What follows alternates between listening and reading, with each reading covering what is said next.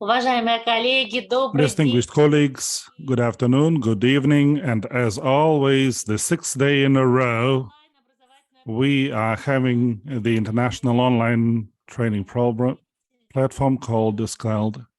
And I am the head of the platform. My name is Tatiana Sarakovic. We welcome you in our sixth day. And we're very proud of our participants because the homework that you have been doing has enabled a large number of people to listen to what bullying is, why you cannot and shall not ignore bullying, why anti-bullying methodologies and technologies are being developed every single day, and there are more and more of them coming. And those of you who have joined us for the first time, we would like to say to you that you are on the educational platform called SCLED, which has been established for the international dialogue of professionals in the field of education. We're hosting international webinar series, conferences, intensive courses. We organize online courses. We develop professional communities in the countries of Europe, Asia, and Africa in cooperation with them. Please join our work. We're always open for cooperation and for new projects. This webinar series is organized under the initiative and together with the public foundation called International Academy of Sciences, Ecology, Engineering, and Pedagogy of the Republic of Kazakhstan. We welcome the public foundation and we wish such initiatives to be expanding and for them to bring fruit not only to the Republic of Kazakhstan, to other countries too. In this huge international community of ours, we also welcome all the attendees of our webinar series. At the first meeting that we had, we made the profile of our participants, and definitely we're very proud for having the psychologists, university professors, teachers from schools, in gymnasiums, university students. Thank you for thinking about your future career. The administrators of schools and managers of schools, those people who make policies in the field of education. We'll look at the theoretical aspects and all the things mentioned by university professors and doctors of science who dwelled on the theory of bullying, who described the science and theory behind that,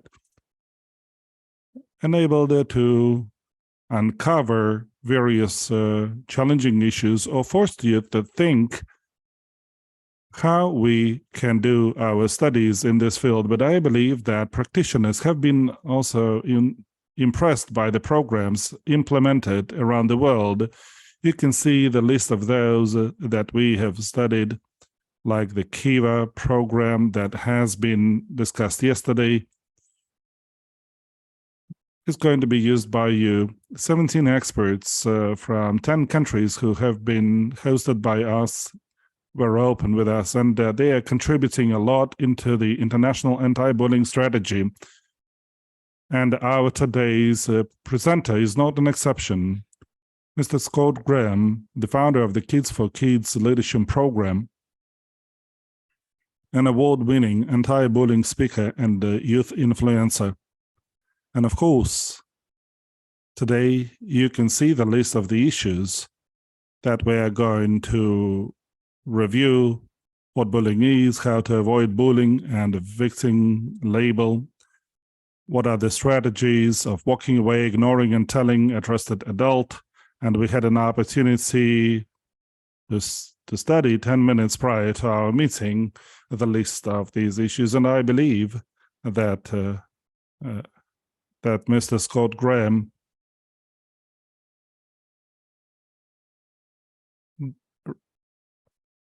really deserved an award because he has been awarded the Meritorious Service Medal from the Governor General of Canada. Hello, Scott. Scott, do you Hello, copy? I'm here. Can you hear me? Yes, we do. That's awesome.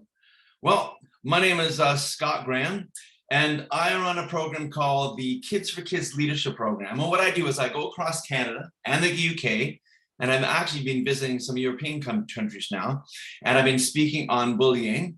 I run an after-school leadership program, a lunch program, and I'm also a best-selling author. I teach two things. So I really believe that to help kids deal with bullying, you have to teach leadership. It's the foundation of helping these kids build their confidence and be able to implement the strategies. Because the thing is, we can teach all the strategies we want to kids when it comes to bullying, but if they don't have confidence, they're not going to be able to implement the strategies. So what leadership does is leadership builds character. It builds your personal brand. It helps build your confidence, and it gives kids courage to be able to push through fears, to stand up when life pushes them down, to start new adventures, to start new relationships, to stand up for yourself, and of course, for standing up to bullying. See, it was once said that courage is not the absence of fear, but it's the ability to push through fear for growth, for opportunity, and for adventure. And the thing is, I know this because I'm a very anxious person, and I used to be a very sensitive, anxious little guy, and everything was like a challenge for me. But I realized something. When you start developing leadership skills, you start building this confidence. And even though you still, have a little bit of fear when you're trying new adventures, you can push through that fear. An example would be, I was in Scotland, and this is one of the stories I tell the kids. I was in Scotland, I was walking around this graveyard, and there was all this screaming and laughing. I'm thinking, well, I can understand the screaming, it is a graveyard, but laughing. And then I get to this wrought iron gate, and I look through the gate, and I see this castle. And I'm thinking, what is this? And I see all these kids playing around the castle. So I realized it was a school. So I thought, I want to do a presentation in a castle in Scotland. And so I phoned them and they said no. And I emailed them, they said no. I tried to get past the guards and they definitely said no. So I had to go back to Canada, but I kept on pestering them. I kept on bugging them. Can I do a presentation in your school? Well, they finally said yes. Now, the thing is, my fear, my anxiety is getting my butt on a plane, like flying. I don't like flying. I can do it, but it's not one of my favorite things to do. So I mustered up the courage. I pushed through my fear. I got to Scotland. I did a presentation at this castle. And then after getting a tour of the castle, I found out it was actually Hogwarts, which was the school that was inspired J.K. Rowling to create Hogwarts in the book series Harry Potter. I relate this story because, of course, kids like Harry Potter, but the fact that I pushed through the fear, I got this opportunity. And I tell kids that when you try something new, you're actually going to be anxious. You're going to go through the what ifs and maybe push yourself away from it. But if you can push through the fear and you actually do whatever it is you need to do, you get stronger, you become more resilient, and you're ready for the next adventure. It's like walking into a room and you walk through the room because you walked through the first adventure. But there on the other side of the room, there's another door and you get the second adventure, and you only get the second adventure if you do the first one. So leadership to me is one of the things that really helped me realize that if I push through the fear and develop that confidence, I will continue to develop the confidence and be able to have these adventures and these different things that happen. Now, the thing is, here's a picture of George Harry, just so you know what it looks like. It's the school, and it does look like Hogwarts. It was quite an amazing adventure. But you see, my next adventure was going to a place called Muskrat Dam. And this is at the top of Ontario, and I was working with a First Nation community. Now, the reason this is kind of funny is you look at my face, you can see that I'm not too excited about going onto this little plane. And this was the first little plane. The next little plane was even smaller. But the thing is, I got that opportunity because I realized I could get on a plane getting over to Scotland and do my thing there. So I thought, what's next? And that's what was presented. But at that point, I had the courage and I had the ability to actually do the next thing, which was get on a smaller plane, go to a small flying community and work with a group of kids that I've never worked before with First Nation children and have the most amazing experience.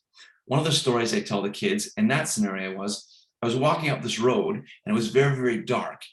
And I had my guitar in my hand, and I realized there could be animals around here that could actually eat me, like bears. And then all of a sudden I heard a coyote, actually not a coyote, a wolf howl in the distance. And I'm thinking, oh, great. And as I'm walking along this road, I see the shadow, a silhouette of what I thought was the wolf. And I'm thinking, well, I'm not going to take my guitar out, play my guitar, bonging on the head. But what I did was, as I got closer, I realized it was actually a big German Shepherd, which actually took me to the radio station, waited for me, and brought me back. But again, it's a story I relate to the kids, helping them realize that one opportunity will lead to another. One opportunity will lead you to the ability to build yourself up, build that confidence, build that resilience, and then you have a life of adventure.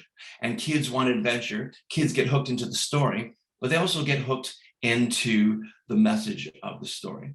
Now, when people think of leadership, they often associate leadership with positions. They think of presidents, prime ministers, they think of coaches, people with big jobs, big personalities, having to stand in front of a lot of people. See, the problem with that definition is it stops a lot of us from thinking that we can be leaders. They think, oh, I can't be a leader, I'm kind of shy, I'm kind of quiet, like there's no way I can be a leader. So they don't even pursue the fact that they could be a leader. They need an accurate definition. So leadership is more than just jobs, but we have to make sure kids realize this, and we must create a usable definition so that they realize, wait a minute, I can be a leader. So what is leadership? Leadership is the ability to add value to other people, to be able to help other people. I will say to the kids, listen, can you help other people? And of course they're thinking, well, of course I can. Well, then you can be a leader.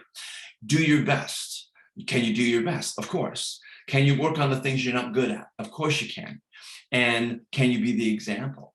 And that's what leadership is. Leadership is adding value to others. When you start thinking like a leader, you'll start seeing the people you can help. You'll start seeing the situations you can help in, and you'll start being intentional about being a leader. Doing your best. No excuses. So many people in life, kids, teens, adults, make excuses for why they don't do things. I'll do it later. I'm not smart enough. I'm not good enough. I'm like, and they all the excuses. And I tell leaders that, you know what, you don't make excuses. If you're having a bad day, you still can do your best no matter what. And working on yourself, that's important. Working on the things that you're not good at. One of the examples that I give them is that when I was younger, I had a lot of issues with anger. I'm a very calm person now, but I had problems with my brother because he knew exactly what to do to irritate me. So basically, I remember one scenario where I was in the front seat, he was in the back seat of a car. I was 8, he was 6, and he kept on poking me and poking me and poking me. So I eventually poked him and knocked his tooth out, and here's your tooth back. But I realized at that point, I had to stop, think, and make better choices. So I intentionally worked on, when I got angry, stopping, thinking about the choice I was going to make, and then acting on it. And I got better at handling anger. I am very good at controlling my words, very good at controlling my actions now, but I was intentional on working the things I had to work on. And being the example is very important, because you could be someone where I take away your voice, you can't speak, but you could be the most incredible leader because you're teaching by example. Someone comes up and they tease you, they bully you, but instead of flipping out and freaking out, you are calm, you're cool, you control your words, you're assertive, and everyone who's watching will see how to handle bullying. You might be teaching people you don't even know you're teaching, or you go through a really difficult situation, and instead of like reacting to it or having it push you down, you use the situation to not only help yourself, but to help other people. An example, one of the things I show the kids, I can't see that you're doing it, but I'll assume that you do. Everyone take your hand like this, and take your hand and put it on your chin. Go ahead, put it on your chin. I'll wait. Wait until the Russian has been translated. There you go. Okay, well, most of you probably have put it on your cheek. Aha. But the thing is, you did that because you imitated what you saw, not what you heard. I will have a room of kids, 300 kids, and they'll all put their hands on their chin instead of their cheek. You'll see the teacher slowly like move it down and everything. Yeah, I always catch them. But the thing is, you're teaching by example. One of the stories I share with the kids is about a girl I met at Sick Kids Hospital in Toronto. She was a young lady with a facial deformity, but she was the most beautiful girl I think I've ever met. She was a 7-year-old girl named Sarah. We were playing a game called dodgeball. Everyone was in the room. I had kids with AIDS and cancer and burns and all sorts of different challenges. She comes in and everyone just stopped and looked at the door. They couldn't figure out why she looked the way she did. But then she comes in and she says, I know you're all looking at my face, but when you get to know me, you're going to see how cool I am. I want to play on your team. Let's go. And she gets into the game. And then we're talking about whatever makes you different as a kid is the thing that makes you great as an adult. I'll say that again. Whatever makes you different as a kid makes you great as an adult. And she says, this is why I look the way I do. She went on to explain why she looks the way she does. But then she said something I will never, ever forget. She said, you know what? When you get to know me, you're going to see how cool I am, and you're going to all want to be my friend. Every single person in that room wanted to be friends with Sarah. She was magnificent. She was amazing. And by the end of the day, you didn't even notice the way she looked, because it really didn't matter.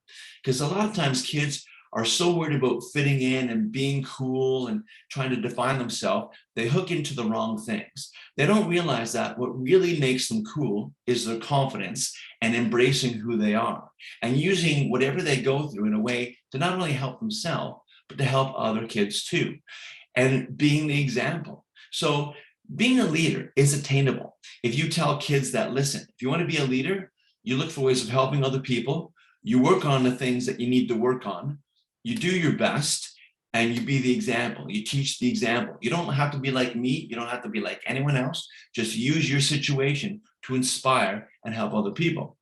Now, the other thing is, small things can make a big difference. Now, this sounds kind of corny, but small things could be something as simple as saying please and thank you. It could be helping others, being generous, gracious, being forgiven, little things that kids can do every day. Because when kids decide that they want to be leaders, they're going, okay, what's the process? Like, what do I have to do right now to be a leader? And they want something different that's not what they're doing now. And I say, listen, I knew a kid, and I don't have it now, but I have this gold mouse. And I have this gold mouse, and I've had it for like about 35, 40 years. This boy named Nathan Moore, who I met many years ago when he was 8 years old, he was the most gracious, forgiving, loving, polite kid I've ever met in my life. And see, when you realize that those small things can make a huge difference, basically you become memorable. People remember you. And it can be just those little things. One of the stories I share with the kids is a true story about a boy who was bullied in elementary, primary school. And when he went to high school, he thought, well, no one's going to bully me here. It's all over. He was there 3 days. He was walking down the hall, and someone pushed him down, and he went flying with his papers all over the floor. No one was picking him up. They were just calling him a loser and klutz and all that kind of stuff. And then eventually one kid stopped and said, what happened? Oh, someone pushed me down. Don't worry about it. So this kid intentionally went down, picked up the papers, and helped this boy. Well, they eventually became friends. So 4 years later, the boy that got pushed down became the speaker for his grade. He stood up in front of his entire class and he said, the first thing I want to do is thank my friend Sam. Sam saved my life. And Sam's like, I never saved your life. Remember that day that I got pushed down and you helped me with my papers, and then you actually became my friend? You gave me hope. You gave me the belief in myself, because that night I was going to end my life. And because you helped me, that little thing that you did, that made a huge difference to me. You never know those little things that can make a profound difference in someone's life. A teacher that just gives a little extra attention, or the person that stands up and says, this is how you deal with bullying, because this is what happened to me. I'm going to share my story with you. There's little things we can do all the time that helps kids. One story that always brings tears to my eyes is I was in Scotland and I brought all these kids to a camp. And there's this one little boy that I was working with. He was a young care. These kids go home and work with their family, and they're 8, 9, 10 years old. He had a chocolate bar, and he gets a chocolate bar every single Christmas, and that's the only thing he gets. He has 12 brothers and sisters. And so he savors and saves this chocolate bar. Well, there was a little girl at camp, and basically she was crying and homesick. And so he says, you know what can I do to help you out? I saw him reach into his bag, grab his chocolate bar, break off pieces of the chocolate bar, and start sharing it with this girl as they shared stories and they were laughing with each other. All he wanted to do was do something that would make this girl feel better, add value to this child.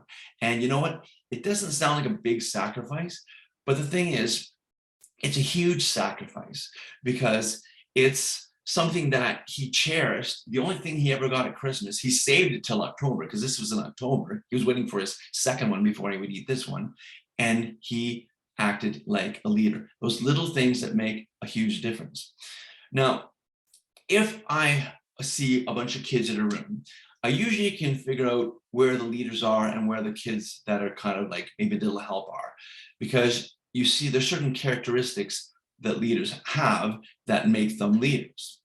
And some of the characteristics that I define, and there's many, but the ones that I think are the most important are respect, responsibility, taking initiative, integrity, trust, and accountability. Respect, it's how you speak to people, how you interact with people, how you're speaking to your parents, how do you speak to teachers, how do you speak to your friends, how do you speak to the people that actually you don't like. One of the exercises that I would suggest you do with kids, which is, I don't know how it works, but it's pretty amazing, that you ask the kid to put their arm out and just try not to push it down.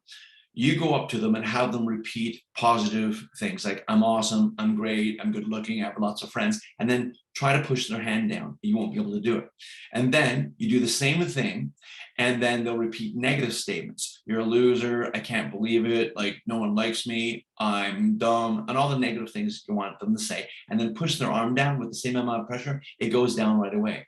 And it explains that when you put yourself down and you disrespect yourself, you're actually taking away your personal power, your resistance, your confidence, and it does have a big difference. So as teaching kids that, you know, when you make a mistake, leaders make mistakes, but you learn, you grow, you teach from the mistake. You don't put yourself down, you don't bully yourself, you don't teach yourself. You help kids realize how to handle negativity, mistakes, errors in judgment, just so they don't sabotage themselves and think, well, I can't be a leader, I did this. We all make mistakes, but it's what we do with a mistake, and it's how we treat other people. Responsibility is a huge gold card with kids, because I tell kids, there was a boy that came to my house, knocked on my door. Now my backyard looks like a playing field. I have an acre property. And so he asked if he could cut my grass. And I said, sure, cut my grass. How much do you charge? $20. Pretty good deal. But he hadn't seen my backyard yet. So he comes around my backyard. He looks at me and says, I thought this was a park. No, it's not a park. And so he cut my grass, took him 3 hours. He comes around my front. He says, can I have my $20? I need to go home and sleep. And so I give him the $20, but I go around with him and I check what he did. He not only cut my grass, he weeded my garden, he picked up the dog poop. He was amazing. I had him come every single Saturday. He was always on time. He was actually early, did a great job, very dependable, very responsible. Well, every single time one of my neighbors asked, do you know any kid who can babysit my dog, look after my kids? I referred them to this boy.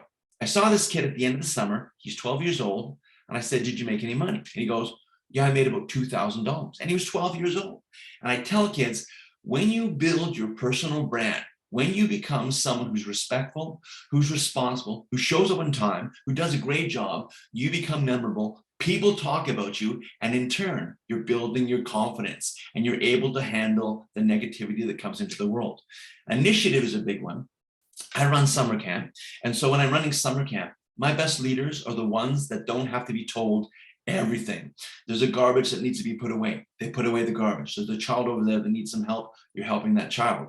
They take initiative. They do something before they're being asked. That is a great leadership characteristic. One of the big ones is integrity. I will stand up in front of a whole bunch of children and I will say, how many people have adults in their life that say, don't do it, it's bad, but you know they're doing it. And the kids put up their hand and some kids are going, yeah, my dad. But the thing is, you know what? It happens. But the thing is, if you want to be an integral leader, you need to walk your talk, which means if I tell you don't smoke, it's bad, I better not be smoking. If I'm saying don't swear, don't drop the F-bomb all the time, then I shouldn't be doing it. Kids are always watching. When you state you're a leader, people are always watching because they want to see if you're going to fall or not, right? They're going to go, oh, see, you're not a leader. And I'm not perfect, but I try to learn from my mistakes and own them, and I'm accountable for them.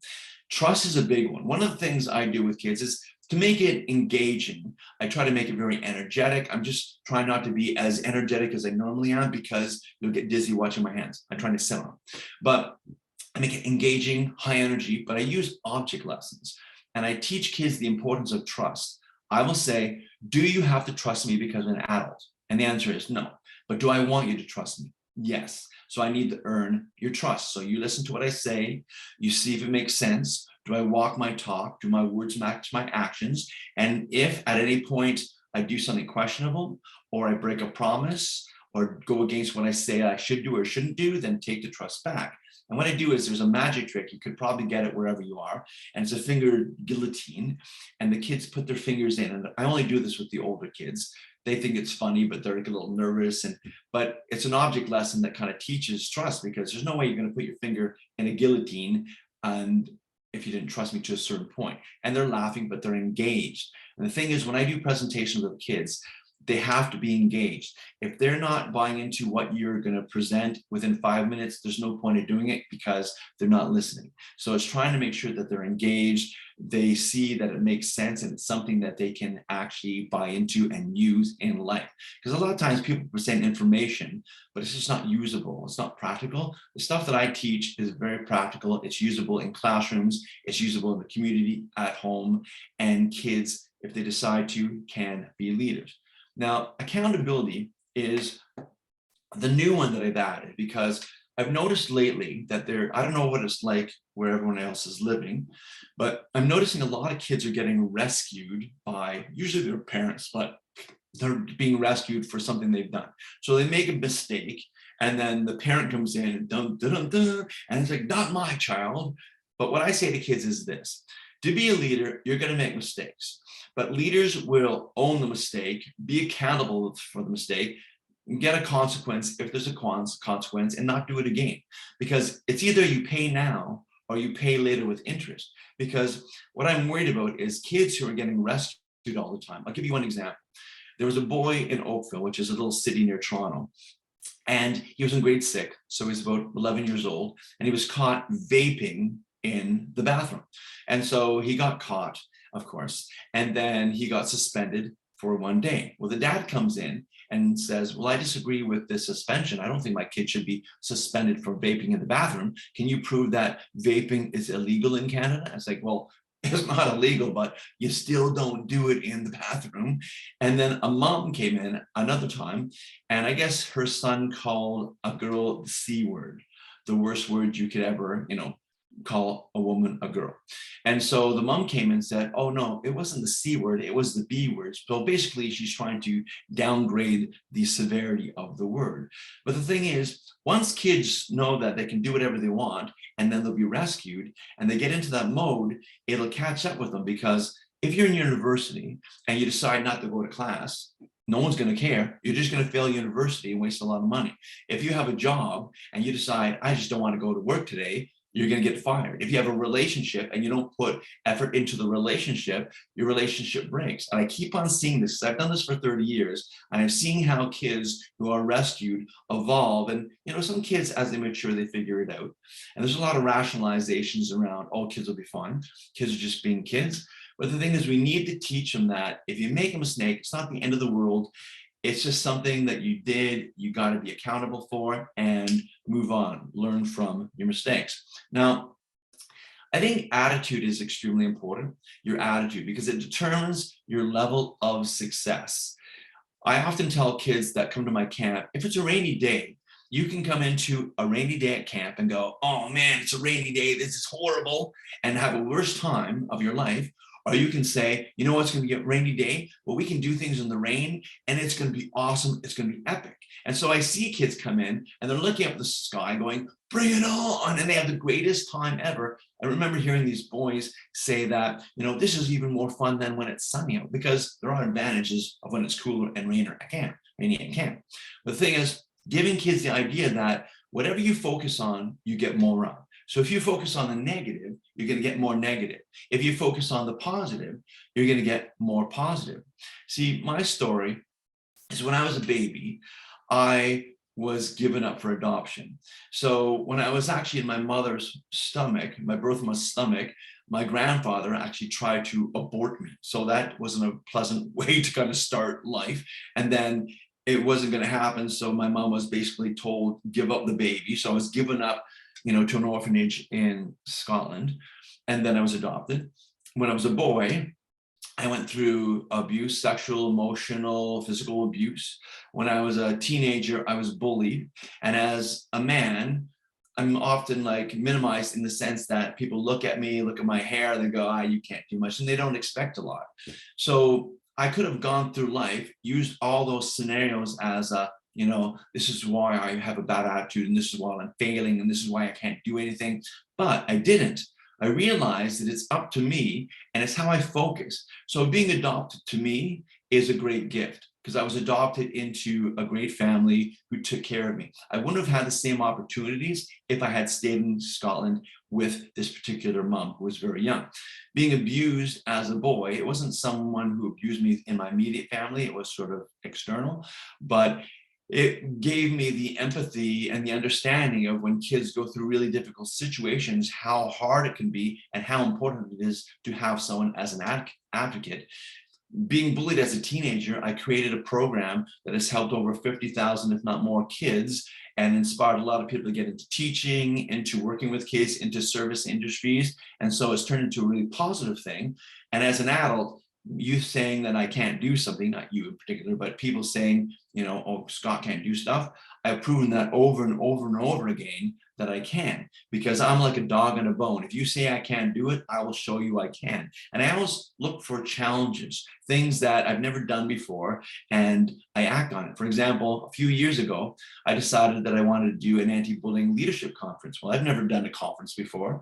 So I thought, well, this would be a cool challenge. So I ended up doing a conference, even with the school board saying, we don't want you to do it, because that's another story, but they were just afraid of how they would look if it failed. But anyways, I had 1,600 kids, filled it. I had all these different performers from all over the US and Canada come. I paid for it, and it was spectacular. And I surprised myself that I actually did it. And there was a few little hiccups here and there, but then I did it again and I improved. So attitude is so important. But all these different elements of leadership, the reason they're so important when dealing with bullying is because kids need to understand that they need to work on their personal brand, who they are, their character, their confidence, become resilient, and use even the difficult things in life in a way to help themselves, help other people, and teach from it. I've seen so many incredible kids go through some unbelievably mega challenges and turn into these incredible leaders. One example would be a boy named Scott. Now, this is not me, but Scott went down when he was 5 years old with his dad and his mom to Florida. His dad was a taxi driver. And so his dad picked up this young lady, and for $7, this young lady shot and killed Scott's dad. And so Scott comes back 2 years later. He's 7 years old. At this point, I did not know what happened with Scott. So he comes into my program. We're talking about turning negatives into positives. And he stood up as a 7-year-old and said, well, this is what happened to my dad. And then he began to say, I can't change it. I miss my dad, but maybe I'll meet someone in life who's actually going to be going through something really difficult, and I'm going to be able to help them because I'll be the only person in that room that will understand. And that was a kid that used his situation to inspire and motivate other people. Another boy that I had, and I've had girls too, a lot of girls, amazing girl stories, but this young man comes in my program and his mom says, well, he's kind of klutzy, he's kind of bangs into things. I'm thinking, well, he's 7, he's a 7-year-old boy, that's what happens. But we're playing a game and he's literally running into cement walls. He gets up, he runs to the girls' change room, all the girls are coming out screaming, there's a boy in there. And then I look at him and his eyes were a little different. And I said, Byron, was there something you forgot to tell me? And he goes, well, I was going to tell you later, but I'm kind of blind. What do you mean you're kind of blind? I mean, it means you can't see. I know what blind means. Okay, but he was so used to being told, oh, you're the kid that can't see. You can't play. You can't be part of this. You might get hurt. He just wanted to show people that even though he couldn't see very well, he was willing to do his best. And you know what? He was with me for 7 years. The only time I ever had to help him was when he was outside because his vision was a little more precarious. But inside, he could see shadows, he could see colors, he could make do. And you know what? He taught me so much about being resilient and using your situation to inspire people. So this is what I'm trying to motivate, inspire kids with, because I see so many kids change who have something they think is a disability or a challenge or an obstacle, and they realize, you know what? If you can do it, Mr. Spiky Hair Man, then you know what? I can do it too. So that's why leadership to me is extremely important, the foundation of dealing with bullying. Now, when we talk about bullying, the one thing and the first thing I talk about is what it is. And because we talk about the fact that, you know, bullying can be a lot of things, but I ask kids, okay, let's see if you know what bullying is. And then I say, if someone comes up to you and they call you a loser, are they a bully? And I'll get kids going, yes, no, I'm not sure. And then I get kids who will hear, if someone takes your ball, are they a bully? And they're like, yes, no, I'm not sure. Because a lot of people, especially around here, point the finger and go, oh, you're a bully, when it's not bullying at all. Bullying has to be pervasive. It's not just a one-shot deal. It's not someone coming up to you once and being mean to you or doing something once and being mean to you. The thing is, bullying is pervasive. There's usually a power difference, whether it's age, size, popularity, intelligence. There's some difference usually, but it's something ongoing. I tell kids, it's a big word. Most of the things you deal with are kids being mean. But whether you're dealing with someone who's being mean or being a bully, the strategies I'm going to teach you work the same. So bullying can be verbal. It could be social, gossiping, rumors, looking for a laugh, look at a laugh, excluding, mimicking, which means imitating someone, cyberbullying, racism, and physical. Now, I know you're probably looking at the look and the laugh. What is that? Relational bullying is when someone excludes you, or they do something kind of passive aggressive to you. So for example, and this happens to me a lot, probably because of my hair, people are always asking now, how old are you? I'm not sure why. Maybe it's like the new Arctic blonde hair that's kind of popping up in my head. I don't know, but I don't care. But what I'm noticing is when I'm going through schools, you'll get, and it's usually girls, but they kind of look at each other and they look at me and they kind of look and laugh. Well, they're purposely trying to make me feel uncomfortable or making me feel that, you know, I have a deficit. And I see this a lot with girls and how they interact with other girls, kind of gossipy, kind of like spreading rumors. But the one thing I tell kids when it comes to gossip is if you have built a really good personal brand and people know you, people who gossip and spread rumors and say things on the internet about you have no power, because anyone who knows you will not believe it. And the people that know you are the ones that matter. If someone believes it just because they read it, then they're very naive and they'll believe anything.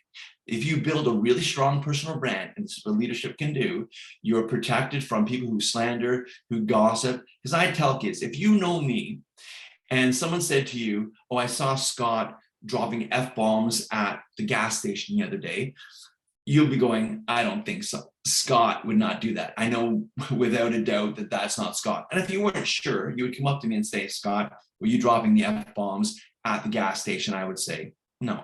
And the thing is, you would know the truth, right? So personal brand really protects you from gossiping and that. But like I said, bullying can manifest itself in a lot of different ways if it's extreme, if it happens all the time, if it's kind of like perpetual. But we have to watch the word bullying, because I don't know how many times parents phone and go, my kid's being bullied. And there's always two sides of the story. And that child will filter their version through their little kid's mind, so it's in their best interest. But the thing is, most of the stuff that I hear is not bullying. It's just being mean. And the reason I say be careful with that word is, if we point the finger at some kid and say, you're a bully, then we might be creating the bully. I'll give you an example. There was a boy named Paul, and Paul was a grade 1 student in Toronto. So he was a bully, actually. He was a kid that was always on the playground, picking fights, beating up people, being kind of invasive. But he decided one day that he didn't want to be a bully anymore. He thought, you know what? I want to get my act together. I want to do what Scott's saying. I want to be a leader. So he goes up to a group of kids and he says, hey, can I play with you guys? No, get lost, you're a bully. Oh, could I come to your party on Friday? No, you're a bully. No bullies allowed. Sorry. He tried for a few months just to change his ways, but no one would give him a chance to change. So he at one point said, you know what? No one's giving me a chance to be a leader. So you want me to be a bully? I'll be a bully. And he was a bully probably from grade 1 all the way through mid-high school, because no one gave him a chance to change. He was labeled and he was living by the label. We need to give people a chance to change, because if, let's say, someone's having a bad day or someone is behaving in a certain way, there's always a reason. There's always a reason behind behavior. There was one kid, for example, and he was a bit of a bully. When I walked into class, actually, he asked if I was Mr. Graham, and then he punched me in the stomach, told me to F off. So not only did he bully kids, he bullied adults as well. And so I took him away from his peer group, because when he's with his peer group, he was doing the bravado, I'm the cool guy, I'm going to be the bad kid. And I got to know him. And he would go home every day. His dad would call him a waste of space. His brother would beat him up every day. And when he came to school, he just wanted some sort of connection. So he thought by being the bad kid would get him that connection. And it kind of did, until I helped him realize being a leader was going to get him more long-lasting effects, right? But sometimes we don't know the whole story. So we just have to really watch that we don't kind of create the bully by not giving people a chance to change, because we don't know the whole story. And if there's an opportunity for giving that person a chance to join our side, join our game, play with us, maybe it's an opportunity to help them become more of a leader and less of a bully. Now, some of the strategies that kids have heard, and this is one of the reasons I started Kids for Kids 30 years ago, was I was tired of people saying, if you ever get teased or bullied, walk away, ignore it, or tell a teacher. And it was like, okay, there has to be more than that. I'm going to give you, here's a bit of a video. It's a very short video. It gives you an example of how goofy I am in front of kids. I'm trying to reduce the goofiness here, but that's just how I connect with kids. I'm more of a kid kind of friendly kind of guy. But it goes over the walk away, ignore it, telling a teacher strategy, and then we'll talk about it in a second. So get a load of this, and here we go.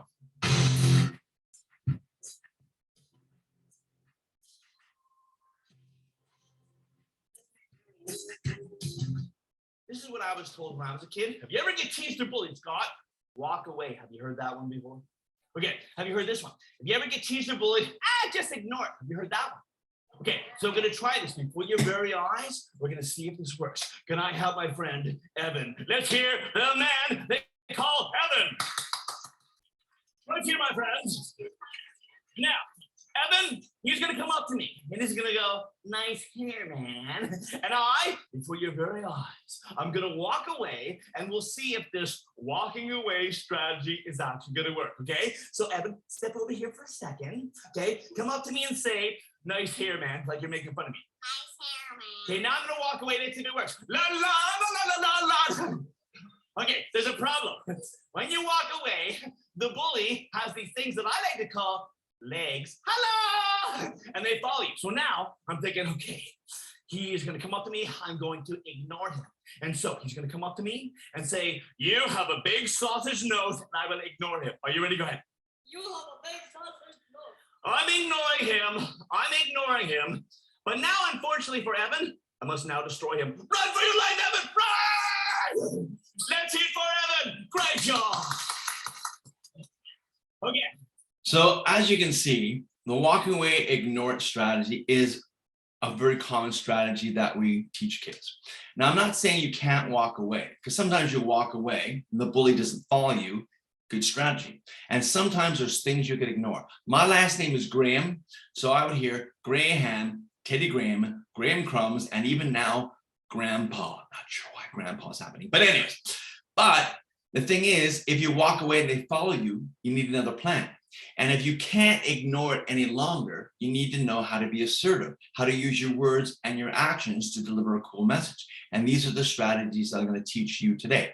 Now, there's this other saying, I'm not sure if it's popular over where you guys are, but over here, we have this saying that sticks and stones break your bones, but names will never hurt you.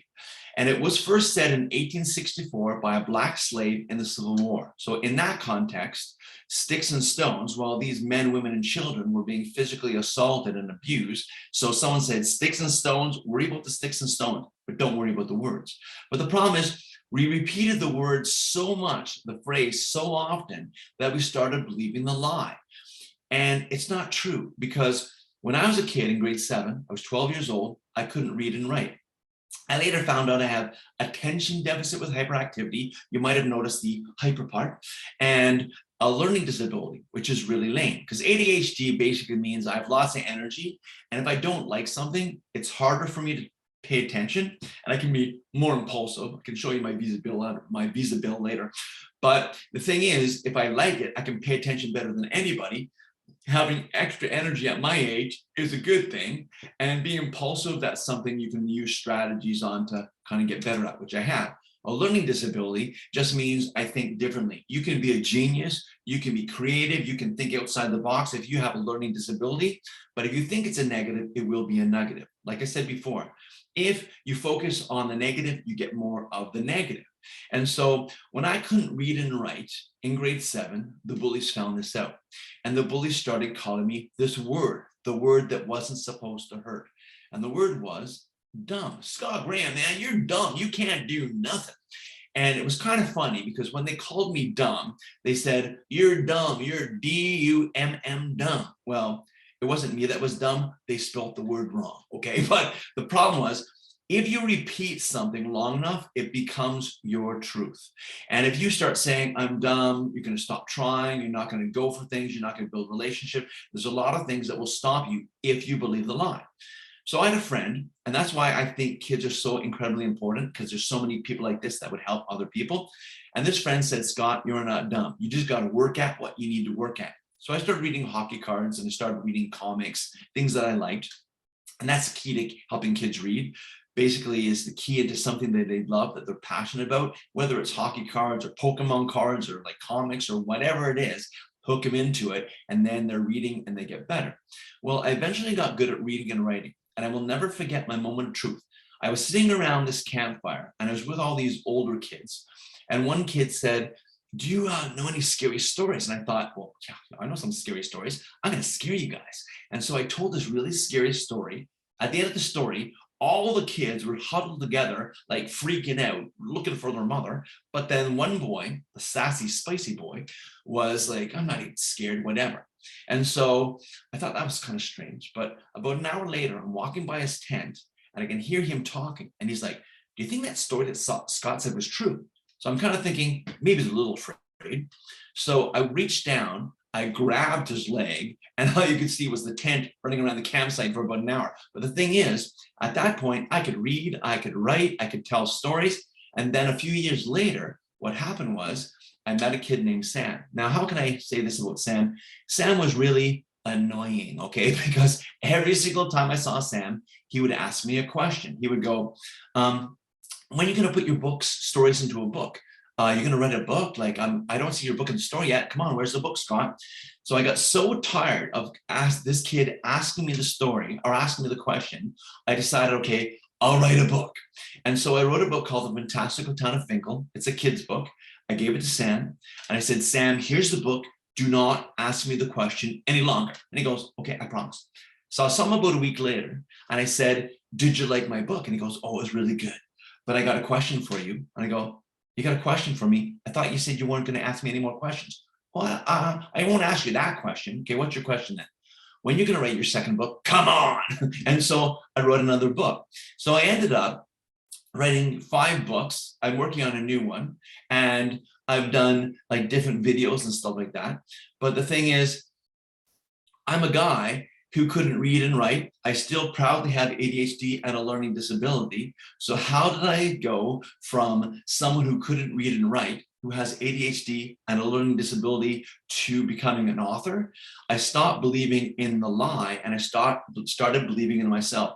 I don't know how many times I finished a presentation in a school, and there'll be this lone kid in the hallway waiting for me and going, I have ADHD too. I have a learning disability. I struggle with reading. And they all of a sudden realize, wait a minute, that it's not a negative. It's like a positive. I just have to work at it, and maybe I'll be an author, or maybe I'll do something really amazing in life.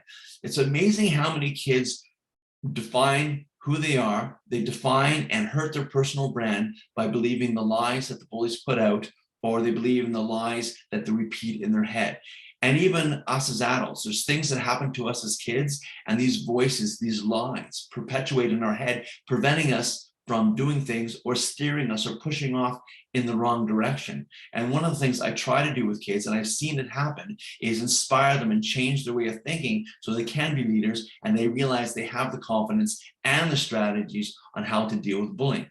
So how to respond to bullying? There's different ways you can respond. For example, you can be passive. You can just let it happen. And that's how I was when I was a kid. I never said anything. If I spoke, people would look at me and went, he does speak, because I never said anything. Or you can be aggressive, which means you use your fists to solve the problem and react. Or you can be assertive, which is how I want you to be. Assertive means you control your words and your actions. Now, the worst thing you can do when you're dealing with a bully or you're dealing with someone who's being mean is react. If you get mad, if you get into fight mode, if you start crying, if you let it happen, you are feeding the bully, and the bully is getting stronger. So it's trying to help kids realize that what cool is keeping your cool. Keeping your cool means keeping control of your words and your actions, and not getting emotional and reacting to whatever's happening to you. The longer you can keep yourself cool and calm and not react and be articulate, the more likely you're going to win in the situation. So that is the first rule. Do not react to the bully. Second thing is making eye contact. This is something you can apply in your classrooms. You can apply with the group of kids that you're working with. The expectation is when we're speaking, we make eye contact. Because if you want to come across as confident, as cool, as believable, you have to make eye contact when you're delivering the message. And there are cultural things that kind of say eye contact's bad, but in this context, it's the way to be. Because if you're not looking at someone in the eye when you're delivering a message, you're going to come across as passive. But one of the exercises that I do is we'll do the staring game. You might have played this with your brothers or sisters when you're younger. You have to see who's going to turn away fast. But I bring kids up and they look me in the eye, and they have to see how long they can look me in the eye. And what will happen is they'll look away, they'll laugh, they'll wiggle, they'll jiggle, they'll turn red, there'll be a nervous reaction. But what I say to kids is to look someone in the eye for a long period of time, it is very difficult. You want to look away. But when you do, you come across as confident, and you come across as believable, and your message is strong. If you're looking down at your shoes and trying to deliver a message, your message is weak. If you're looking around or looking up and trying to think about what to say, your message is weak. So you need to make eye contact. Second thing is body language. You actually speak more with your body. You communicate more with your body language than you do with your words, 80% more. And so helping kids understand that how they convey a message is not just with the words that are coming out of your mouth. It's your eyes, your facial expression, what you're doing with your hands. If you put your hands in your pocket, you look nervous. If you put your hands across your chest, you look like you're getting ticked off. If you're playing with your clothes, you look nervous again. Or like even hands in your pocket, like I said, nervous, but it can make you look really passive. Helping them be aware of how to communicate with their body, because we all do it. We feel a certain emotion and then we react a certain way. Our body responds. But if we can control that, because we're aware of that, and most kids aren't, then we can control the message we deliver. Because for example, I'll do a little exercise with the kids where they have to come into my virtual office and they have to apply for a job. And so all they have to do is introduce themselves. I will go through 40 kids, more than that sometimes. And they come in, they say, hi, my name is Scott Graham and I want the job. And I say, nope, nope, nope. It's not until the person comes up to me, looks me in the eye, shakes my hand, and assertively says who they are, is when I'll consider them for a job. And it's just how you present. But kids don't seem to be taught this, but it's like how you deal with a bully, how you deal with a conversation, how you meet your girlfriend or your boyfriend's mother or dad. Like it's how you communicate, and helping kids understand the power of communication, but how to communicate. So eye contact, body language, and it's what to say now. If you say a lot to a bully, you're there too long. And what happens is if kids are trying to think about what to say, their eyes go up in their head. And so they're instantly not as confident. Kids have to be prepared, but you have to give them something simple or they're going to blow it. So I tell kids, you could tell a bully to back off without saying a single word. You just have to look them in the eye, you stand cool, and maybe for 4 seconds, and then walk away. Don't say anything, but because you looked them in the eye, because you stood cool and you walked away, basically your message was, don't waste my time. I'm not here. Have a nice day. See you. Wouldn't want to be you. Or one little word that kids can remember, whatever, and you walk away. You want to deliver the message that you're cool, you're confident, but you're not going to waste your time. You're not going to give a lot of time to that bully. So eye contact, standing positively, saying nothing or something very short. You can use your sense of humor. If you're funny, you can kind of laugh and smile at a bully and then walk away, because that takes the power away from the bully. Or you can agree with it. They come up to you and say, nice shirt, man. And you go, well, thank you very much. And you walk away. It's not the response they're looking for. So basically, it helps you win at the game. And then, of course, you walk away. But what'll happen is, you do everything right, you walk away, but now the bully's trying to get you to come back. So you have to be persistent and consistent. As much as that bully is trying to get you to come back, because they want more time to get a reaction out of you, you keep on walking. So if they're calling you a loser or a chicken or a wimp, don't go back and answer the question. But unfortunately, a lot of kids, boys especially, if someone goes, you're a chicken or a wimp, they feel like they need to go back and say, no, I'm not. But what I say to them is, if you have built that personal brand, people know you. Just because a bully says it doesn't make it true. It doesn't validate what the bully has to say. So don't fall for the trick. Don't go back. But then what will happen is, if the bully is now coming up to you again, they want you to quit. They want you to think it doesn't work. Because I know kids that'll say, well, listen, I looked them in the eye. I didn't freak out. I stood cool. I said whatever. I didn't go back when they called me those words, but now they're in my face again. It doesn't work, Scott. Yes, it does, because the bully is not necessarily going to give up right away. So if they come after you again and they're in your face for a second time, be persistent, be consistent, say the same thing, but this time walk toward a safety zone. If you're at school, walk toward the school, your friends, the teacher, and they're going to assume you're going to tell, but don't tell yet. The next day, they're in your face again. Do the same thing. Be persistent and consistent. Because what usually happens is, if a bully thinks that they have to really work at getting a reaction out of you, they're going to pick on someone else, and hopefully you will help that other person. You have to be persistent and be calm and cool as many times as you can. You should have my voice in your head now that says, wow, another chance to show how cool I am. Here I go. And do the same thing. Don't be emotional, be calm, don't react, and deliver these strategies. And if you're walking home, for example, make sure you walk home the same way, because sometimes what bullies will do is the bullies will say, well, I'm not going to get you on school property, but I know the way you go home, so I'll be waiting for you. If you really think someone's going to hurt you on their way home, you tell the teachers, you phone home, you walk with your friends, but never, ever change the way you walk home. Because what some kids do is they'll go, I'm going to go a different road. I'm going to go behind a field, through a forest. Never change the way you walk home. Make sure you're protected, because people know what's going on, walking with your friends. And if you're halfway home and you're confronted and someone does want to physically hurt you, make sure you're visible, which you're in an area where people can see, and make lots of noise. So you can yell, help, help, police, or even the word fire. Now, people go, fire, I don't know. I tell kids, you never yell out the word fire at school. But if you're going to be physically assaulted and you're in danger, you can use that word. If the firemen show up, firewomen show up, the thing is, they'll be okay with that, because you're going to be physically hurt. That's their job to help us out. You will not be in trouble. And so, because the problem with saying help or help police, if you ever see kids play, sometimes kids will be running around playing tag going, help, help, Johnny's after me. Or help police, if you're excited, what did you say? And so fire is a very clear word to say, but it's only used in a situation when you think you're going to be assaulted. Now, let's face it, sometimes you do everything right and the bully is not stopping. So now you have to tell. But what a bully will do is a bully will say, oh, you're a tattletale, you're a snitch, you're a grass, whatever the term happens to be.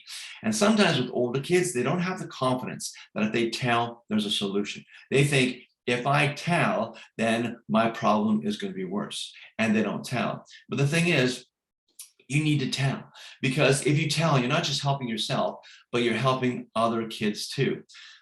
one story I share with the older kids is there's a boy named Michael Angeloff, and he was a grade 6 student in Oakville in Ontario. And so he was a really good kid. He was a kid that was like good at sports, good academically. He was like well liked, but bullies hated Michael because he was very popular with the girls and everyone liked Michael. And he wasn't someone who would fight back instantly. It got so bad for him in grade 6 that he got homeschooled in all grade 6. So he goes back to school in grade 7. He's there for 3 weeks. Bullies are at it again, but it's only words. It's almost like embarrassing him in front of the girls, saying things about him, all this and that, never physical. He says to his friend on Friday night, Stephen, I might get homeschooled in grade 7. I just can't take this anymore. And on that night, he committed suicide. He was 12 years old. And when the bullies found this out, the bullies said, we were just kidding. And the thing is, you don't know how devastating these words can be. I remember being called dumb and how devastating that was to me, because I didn't have high self-esteem. I was a dorky looking kid, really skinny, like shy, sensitive. So it was very destructive, but I was lucky I had that part of my personality that always looked for the positive and used the negative as a positive. I was lucky, but I see these kids and they just don't find that there's a solution. And so sometimes what happens is the most extreme situation, as in with Michael, and that should never happen. And actually just recently, last week, it happened here in the Toronto area with a young 17-year-old boy. It shouldn't happen because there's something I call, we all know what a bystander is. A bystander is someone who just sees a problem and they don't do anything about it. But the opposite of being a bystander is an upstander. And the thing is, we tell kids, be an upstander, but we don't give kids strategies on how to be an upstander. And what I say to kids is this: if you know someone, whether it's your friend or just someone in your class or someone in your school that's being bullied or needs you to be there, invite that kid into your game. You're playing soccer, hey, you want to play? Or at lunch, want to sit with me? Or have a conversation, or teach them what you know, or at least tell a teacher or an adult what's going on so people are aware. And the thing is, there's things we can do as leaders that will help those kids like Michael and be their alliance and stand up. There was a situation where there was a bus in Ohio in the United States, and they had 20 kids on the bus. And most of the kids were like 12, 13, 14. There's one 14-year-old boy that wanted to pick and beat up this 12-year-old. So the 12-year-old goes to the bus driver and says, you know, can you maybe like drop me off at my house? This kid's gonna beat me up. And so the bus driver said, sorry, can't do it. So the bus stops, you see the bus stop, you see the 12-year-old get off, you see the 14-year-old get off and follow. And as the bus pulls away, this 14-year-old is beating the tar out of this 12-year-old. Well, that really makes me mad because someone obviously filmed it. There was 20 kids on the bus. No one stood up and did anything. If one person on that bus stood up and said, you know what, I don't think so. I know what you think you're gonna do. Hey, I'll walk home with you. Or if you lay your hands on this kid, I'm gonna be telling as many adults as possible. Or come on, guys, let's stand up to this guy and make sure that this kid's not beat up. But not one single person did it because people don't want to rock the boat. They're thinking, if I get involved, they might bully me. But the thing is, there's strength in numbers. If you work as a team, the bully doesn't have the power. If we just see and sit around and watch what happens, then the bully has all the power. And it's helping kids understand that when you help someone else in that situation, people are more likely to help you. And you're being the example, by teaching by the example, you're being a leader. Now, one of the kind of bullying, the aspects of bullying that's obviously one of the worst is physical bullying. And I don't really deal with this with younger kids, but with older kids I do, because I'll be doing a presentation. And actually I did one the other day and I was with grades 7 and 8. I'm doing the presentation and you can see this kid like the whole presentation going like this, right? So he's basically telling me that if he has a problem with the bullying, he's going to use his physical like prowess and everything, and he's going to like, you know, beat up the bully. And I've actually had dads stand up and say, listen, if my kid comes home and he's being bullied, he has my permission to knock the lights out of the bully. Well, here's the problem. If you decide to solve the problem with your fists, you might beat up the bully, but the next day the bully wants another try, or the bully now brings their friends and the friends want a try, or you build the reputation of being the bully and there'll be another bully in line, another bully in line. Right? Or you get suspended, or you get charged with assault. It'll just turn into a bigger mess. I actually stated this to a group of men. It was like a men's group. And this one man stood up and he looked like Steve Stone Cold Austin, who's a big wrestler in the States. And so he goes, if my kid comes home. But after the explanation, he kind of realized that the physical response to bullying will never solve a problem. There was an extreme case in Burlington maybe 10 years ago, and there was a boy at a party, and he was at this party, and these kids came into the party. They were kicked out of the party, but they were waiting for someone to come out of the party so they could make an example. Well, Matthew came out of the party, and these boys, he came out with his girlfriend. This is important. And Matthew came out with his girlfriend, and these boys beat up Matthew and actually killed him as a response. But the reason I say this is this. Matthew was a captain of a football team. He was a really cool guy. He, in that situation, would have run. He would have got help, got it back to the party. The reason he didn't run was because he didn't want to leave his girlfriend in that situation. He was protecting his girlfriend.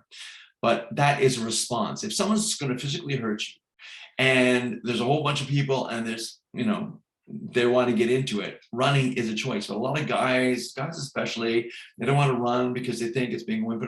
That is a good solution, because then you get the help back to where the situation is, and then that'll stop. Because if they're doing it to you, they're doing it to other people too. But that is a response that I hear a lot with kids who are, thinking that they can handle all their problems with their fists. And a lot of times they hear it from their parents too, that, that's an okay response. And I understand where it comes from. If my son came home and he was constantly being beat up, I wouldn't expect him to stand there and take it. And I wouldn't expect anyone to be physically assaulted. If you have to defend yourself, you defend yourself. But if you can avoid putting yourself in a vulnerable situation, which means you know where you're walking, you're not in an area where you're going to be hurt, you make a lot of noise before it happens, so it brings attention to the situation, and you stay calm and you're assertive, and then you leave the situation, and then you tell and you keep on telling, then we can avoid the physical retaliation. Because the telling thing is a big piece, especially in certain countries where telling is a big taboo, just because they don't think there's help, or they don't want to be called a grass, a snitch, or whatever. Telling is not just helping you, it's helping other kids think of a kid like Michael and maybe saving a life. Now, I'm down at the bottom now. One of the forms of bullying, obviously, that is around, that was never around when I was a kid, is cyberbullying. And I tell kids, if you ever bullied online, so if you're in a gaming room and you're being bullied online, the worst thing you can do is respond. If you respond, it's like a reaction, it's like game on, and then you perpetuate the bullying. But you got to be smart. I was actually bullied online. I was in a camp director's chat room, and this person came in, not sure if it was a woman or man, had a code name, and they were putting down my camp, putting down my leaders, putting down me. I never responded. But what I did was I documented times, documented what was said, took screenshots, and I waited, because I'm patient. If it was just a one-off, I would have just forgot about it, no big deal. But it kept on happening over about 2 weeks. So I reported it to the police. The police found the guy, and I asked the guy, how long did it take you to find this particular person? And it was like a matter of minutes, because their code name is connected to an IP address, and they were able to be found. It was another camp director who was trying to make my camp look bad.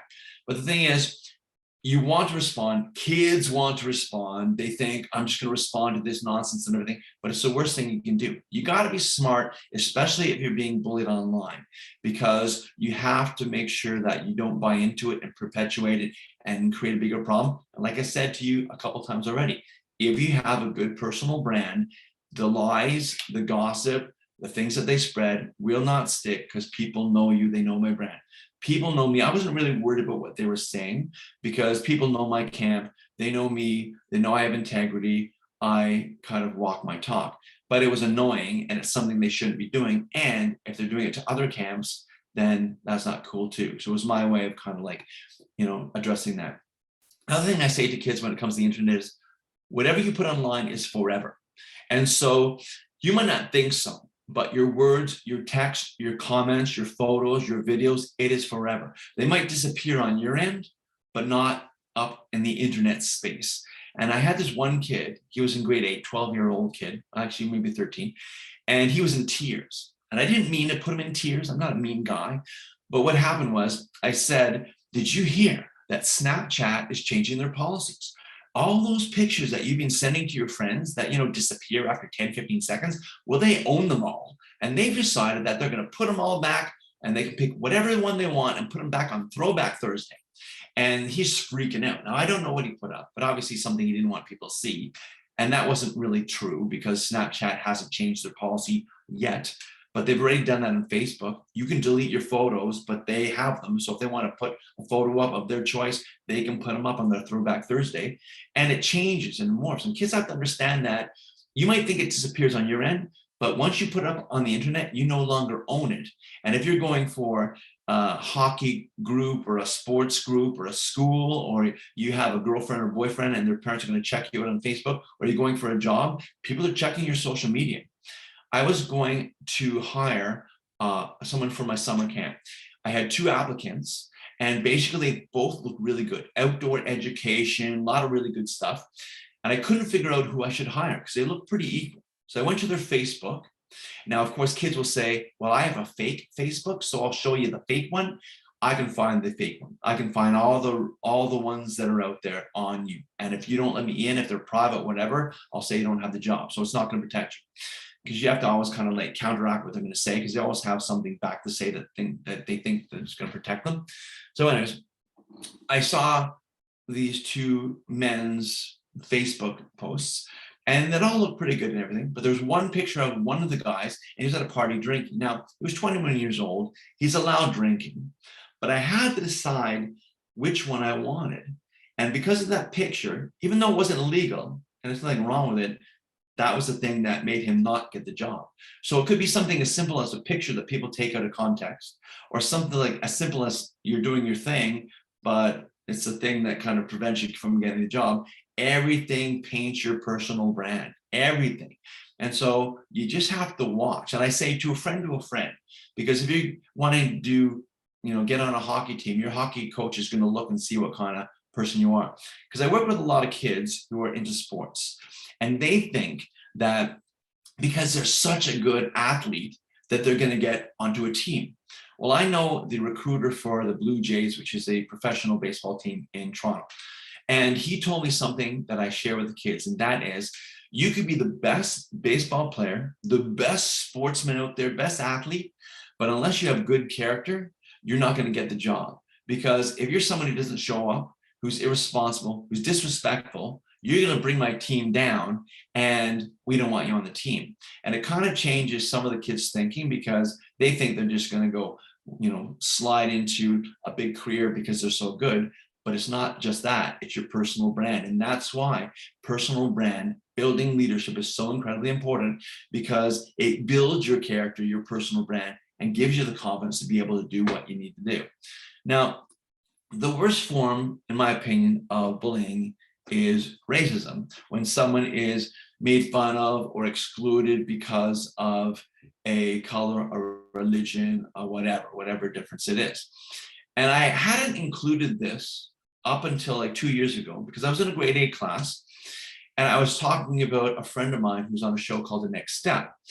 And I couldn't remember his stage name, but his real name was Shaquan Lewis. And I said, he's the only Black character on the show. And then all of a sudden, these 2 boys off to the corner said, Scott's a racist. And I thought, so you think I'm a racist because I called a person Black? I'm not excluding, it's just a descriptor. But it made me realize they don't know. So I picked up a kid, and there was a kid in front of me, and I said, where are you from? And he goes, I'm from Cairo. Now, he had sort of olive skin and everything. I said, tell me about Cairo. What's Cairo all about? And he told me about Cairo, what it was like going to school and everything like that, the things that he liked. And I said, that's so cool. And then I picked this kid beside him, and I didn't plan this, but he was Caucasian white. And I said, where are you from? And he goes, oh, I'm from Cairo too. And they had such a different perspective on Cairo. And it just almost like instantly broke stereotypes, and it brought these guys closer together. And my message to them was, when you have conversations with people, you realize there's way more in common than different. But the problem is, we're so sensitive about everything these days that we don't have the conversations. And the conversations are what is going to bring us together. But people are so afraid of offending someone, or saying the wrong thing, or being misinterpreted. But I have lots of friends from all sorts of places around the world, different religions, different colors, whatever. And I love it, because I kind of grew up this way, because I had grew up in an area which was very multicultural, but I love meeting people from other countries, other places, other perspectives, because we can have a conversation. We can disagree on certain things, agree on certain things, but in the end, always we come closer together and it breaks any kind of like animosity. And that is so important. And those conversations need to happen, but they're not. So one of the things I do with the older kids is actually bring that up. So in summary, I think it's very important to teach kids leadership, because leadership is going to be the foundation of what's going to help these kids build their confidence so they can stand up to bullying, so they can deal with negative situations, and they can become stronger people so they can get those opportunities and not move away from them, but push toward them so that they can actually be stronger, have more opportunities, and have more adventures. And teaching kids how to be assertive, opposed to passive or aggressive, and teaching them that being assertive, that is the true definition of cool, because kids are always looking for what cool is. And so I thank you guys very, very much for allowing me to be part of your webinar. It's been a real honor to be part of this. I hope I've kind of presented some good information to you. If you would like additional information, if you go to my website, which is right there, kidsforkids.ca, and you go to the curriculum page, there's a book there you can just download. It's a PDF and it's all yours. It has lots of information on it. If you also go to my website and you go to, you'll see at the top, you can go to Scott Graham World, and there's a drop down. If you go to where the books are, SGW books, or the videos, there's books and videos that you guys can download and look at. And if you want to use them for the kids that you work with and everything, that's more than fine. And if you have any questions or whatever, please email me. I will always answer. If you send me an email though, and I don't answer, it's because I didn't get it, okay? Because I don't trust the internet. And there's a lot of times people send me things and I don't get it for whatever reason, because it goes into spam or whatever. I promise, I will always promise on Kids for Kids Honor, I will always email you back. And I'm pretty quick at it too. So all those resources are for you, and there you go.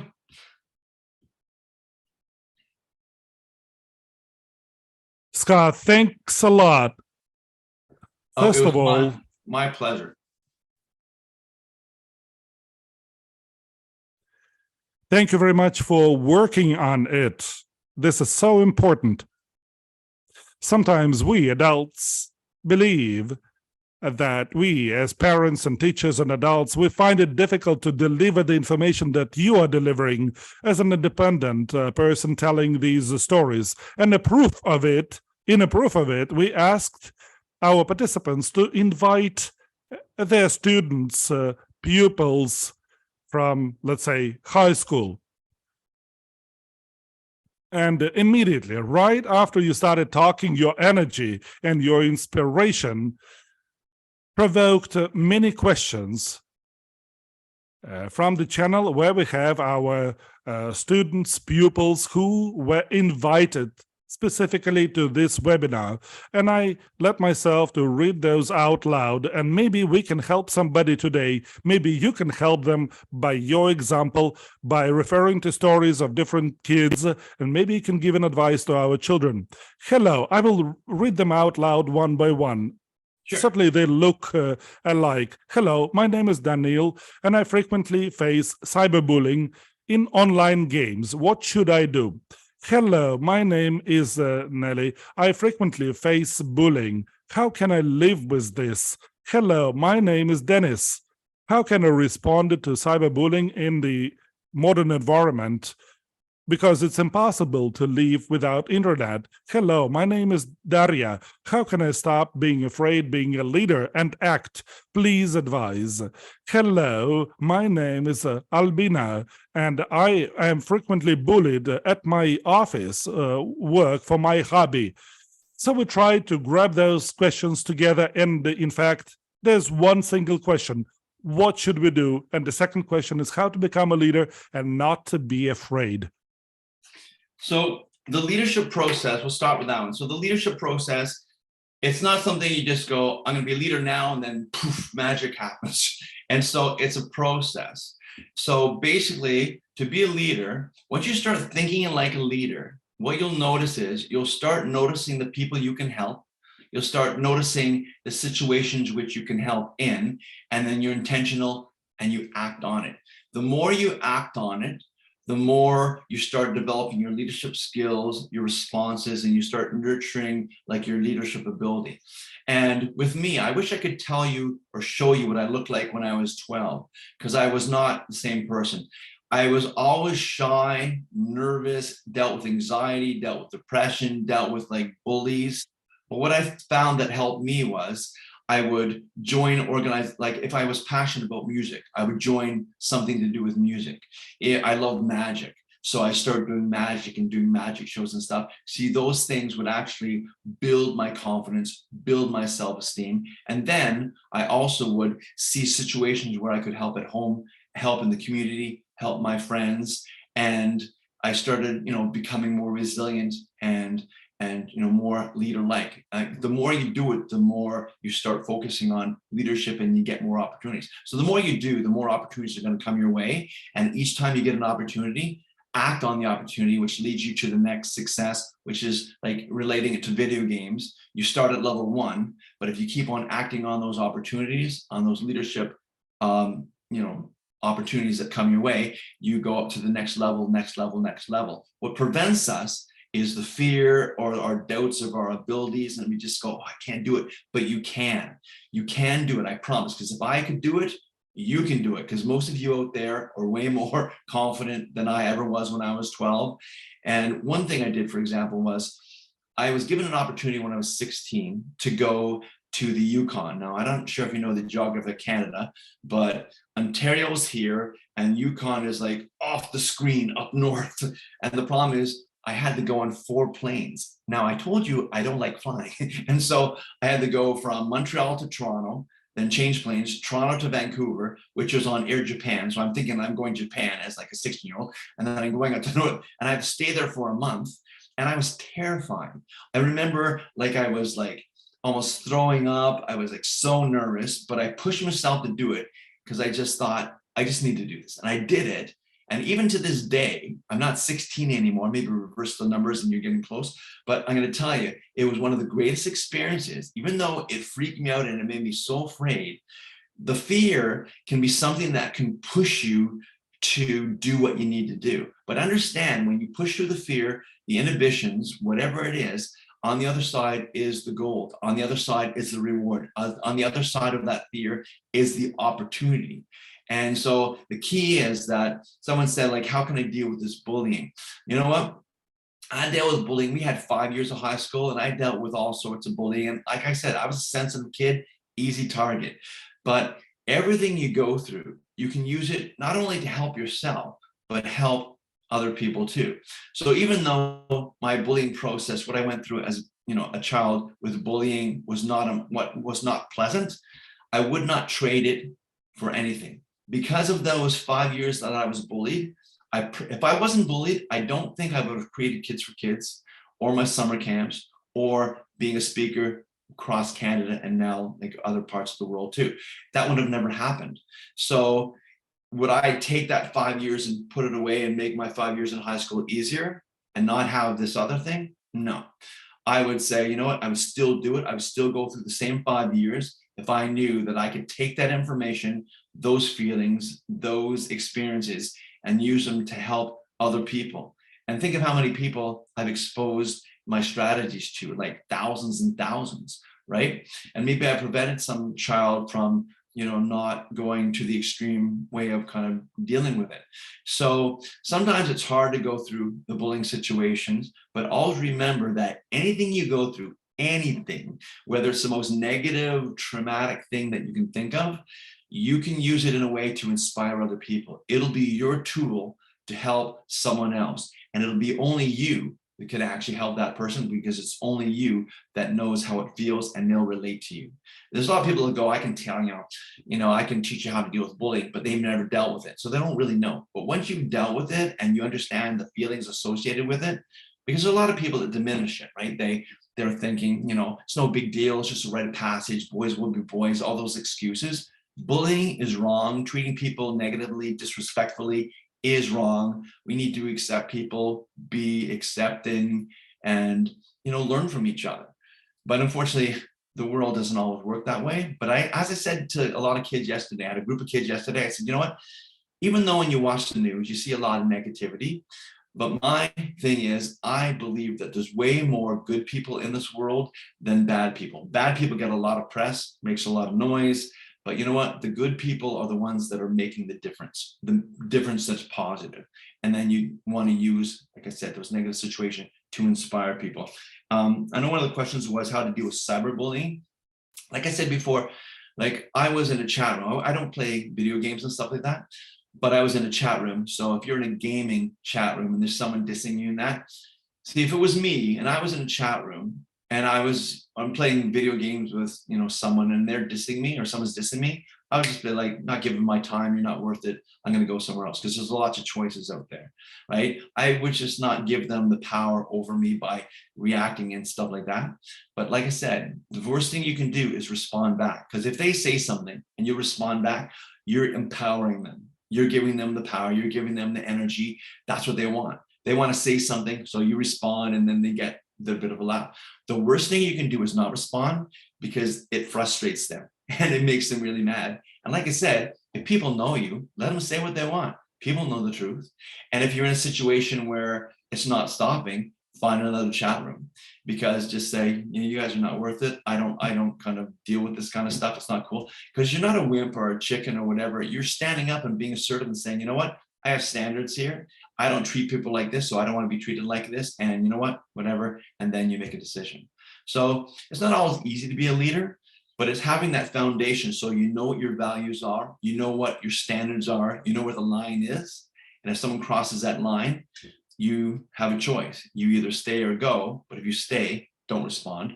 And if you go, find some like-minded people that are more like you. Because like I said, there's a lot of people, they're video gamers or what, who are amazing, incredible, smart people that you should be associated with, not people that are kind of, using the forum to be abusive. So I think, did I answer the questions?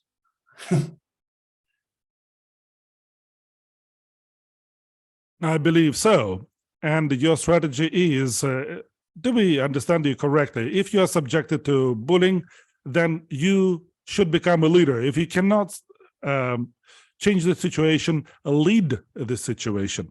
Exactly. Like don't empower the bully or the person that's spewing off the negativity by giving them a lot of response, because that's how we empower these people. We give them the reaction, we give them a response. You just need to be assertive, deliver one message. Here's the message. You don't have to deliver the message and listen to the response. You don't have to listen to anything else. You just state how you feel, and then you are out of there. And the thing is, when you do that and you walk away from that situation, you are showing confidence. You're showing that person you're a leader, and you're disempowering that bully, that person. You're taking it away from them. Because usually when someone responds like that, if someone's being a bully, it's not a reflection on you. It's a reflection on how they are. Bullies pretend to be really confident and like a lot of bravado and everything. But I'm going to tell you, most bullies, if you look at a lifeline of a bully, it's not a very pretty, it's usually like, lack of success in a lot of different areas, relationships, jobs, and stuff like that. And so just not buying into trying to get, and never take it on that it's something with you. It's always something with them. If you have to put someone else down to bring yourself up, that to me is not someone who's confident. I don't have to put anyone down, criticize anyone, be mean to you to make myself feel better. I'm doing that. It's my definition, not yours.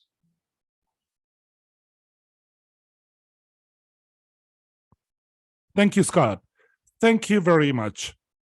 It has been my pleasure. And I hope if there are kids out there watching, I hope you guys realize that, you know what, you guys can make such a huge impact with your story, because everyone has a story.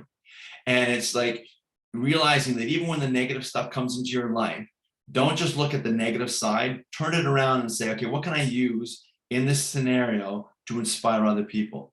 Because I have worked with kids with AIDS, with cancer, with facial deformities, and they have taught me that, you know what, I can't change this, but wait till you see what I'm going to do with it.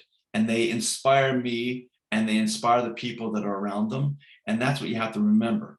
Whatever it is, you can give me the hardest story and I can match it with another story that I know that's true.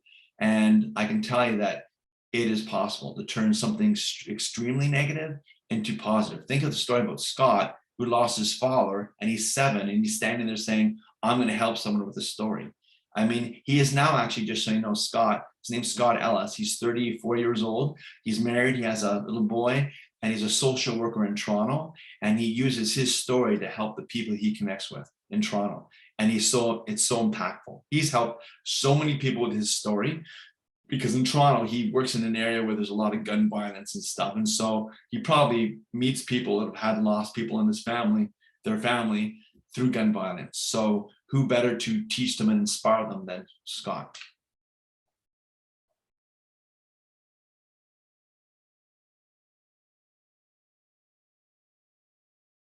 Thank you.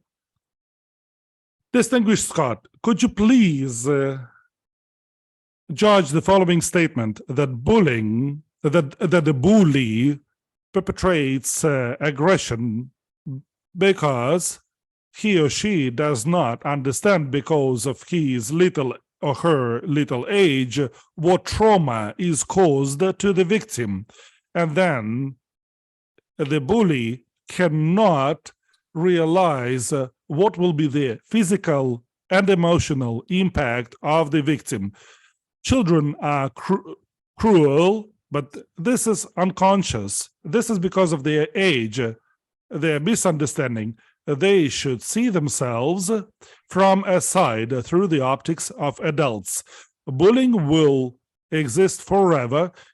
There will be multiple forms because children are not aware of their actions.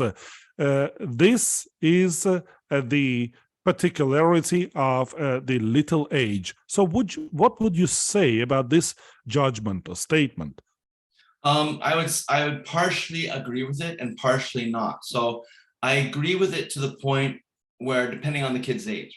So younger children, because I work with all ages. So you'll see kids in kindergarten who are like 4, 5 years old, grade 1, grade 6. Grade 1 who are 6 years old. So 4, 5, and 6-year-olds. And they basically react to their environment. So Johnny comes up, takes their toy, and then Sammy goes, no, and punches them, right? And so they're at the point where they don't understand necessarily that maybe that's not a good response. They're emotionally charged, they're reacting to their emotions, they're impulsive, they act on the situation. So our job, my job, is to teach these kids better ways of responding, right? And I see this. I see kids who were in kindergarten, grade 1, who responded with their fists, who are now like in junior intermediate grades and actually are less impulsive and actually respond appropriately because they've learned.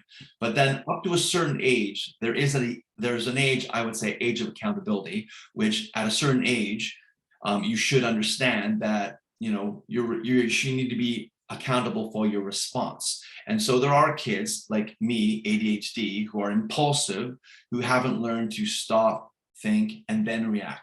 They react and then they think afterwards. And so it's our job to help them understand that, you know, when you have an issue, if you can stop and think about it, you're going to make a good response. Because if you think about what you're going to do and you know your response is going to be a consequence, you're probably not going to do it. So it's training kids to stop, think, and respond. One of the things that actually is starting to become an issue, not sure if it was because of COVID, there's a lot of, I don't blame everything on COVID, but there are certain effects on children and how they've responded to things. I think they're just a little delayed in what they've learned socially and emotionally, but it's the empathy piece. And there are people out there, unfortunately, that don't have a degree of empathy. And so they react and they don't feel how their response affects someone else. And it's kind of going through with different scenarios. What I do is we go through different role plays and stuff like that and help kids start to reflect on that. If this was done to you, how would you feel? And start to teach empathy. And I'm doing this with a grade 6 class right now. So that would be the age of 11. And this particular grade 6 class, actually all the grade 6 classes in the school, they lack a lot of empathy when they counteract. They don't see how their behavior affects someone else emotionally and physically and with the trauma that's created. So it's trying to bring it back onto them and saying, okay, if this happens to you, how would you feel in this situation? Like, what would your emotional be? We're talking about different emotions, and emotions are all good, but what kind of behavior will elicit what kind of emotion? So to answer your question in a shorter way, basically, I agree and disagree. I agree that at a certain age, they should be understanding how their behavior affects other people. We need to teach, in some situations, kids empathy and understand emotions and how it applies, how their behavior will affect someone and create long-lasting trauma. One of the exercises that you can use that I do, which is a really good one, I think, is you get a piece of wood, you get a hammer, and you get some nails, and you have the class start saying negativity, like you're a loser. So you nail a nail in there, and you say you're a weirdo, you're like dumb, you're ugly, and then what you do is you have a piece of wood that has nails in it, and then you have them kind of call out positive responses like you're awesome. So you take a nail out, you're cool, take a nail out, you're like the best, take the nail out, and then you show your board and you say, even though the nails, the harmful words are out of there now, there are still scars or trauma from what you actually said. Because a lot of times kids will say things like, oh, you're a loser, oh, just kidding, or you're ugly, just kidding. So they think by saying just kidding takes away the sting from the initial phrase. But I tell kids, listen, if you say you're ugly, just kidding, the person didn't hear just kidding, they just heard you're ugly. And so it's a lot of conversations around helping kids understand the power of words. Because like I said before, in Canada, North America, most likely, the sticks and stones break your bones, names will never hurt you phrase is out there. And we've been brought up to believe that words don't hurt. But it's starting to turn around, helping people realize that words hurt, they can destroy, they can lead a person to like a lot of negativity if they believe the words. And I see this over and over again where kids will believe the lie. I remember this one young lady, and she was beautiful. She was beautifully physically and inside and out. She was just a beautiful girl. And the girls in her class would call her ugly. And I'm looking at her going, how in the world, like, do you look in the mirror and think you're ugly? Well, because they say I'm ugly, but she believed the lie. She believed she was ugly because of what they said. And then when she looked in the mirror, it's sort of, she just saw herself as ugly. It's kind of like with kids with eating disorders, and they look in the mirror and they think they're overweight when they're like sticks. It's like your brain believes what it wants to believe. And so it's helping train kids to understand the power of words, the power of repeating that word, and teaching them how to be empathetic and understanding how their behavior would affect someone else. And that is the end of my answer. Hopefully not too long.